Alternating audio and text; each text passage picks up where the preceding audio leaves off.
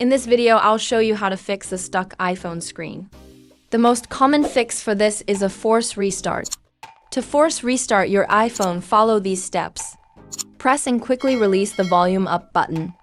Press and quickly release the volume down button. Press and hold the side button until you see the Apple logo on the screen.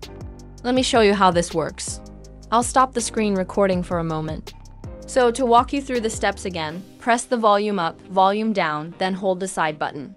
The screen will show the slide to power off slider, but don't slide it. Just keep holding the side button. After a moment, the screen will go black and the Apple logo will appear. When you see the Apple logo, you can release the side button and your iPhone will begin rebooting. It will restart and your screen should be responsive again without any issues. This process can fix bugs, glitches, or any instances where your screen has become unresponsive.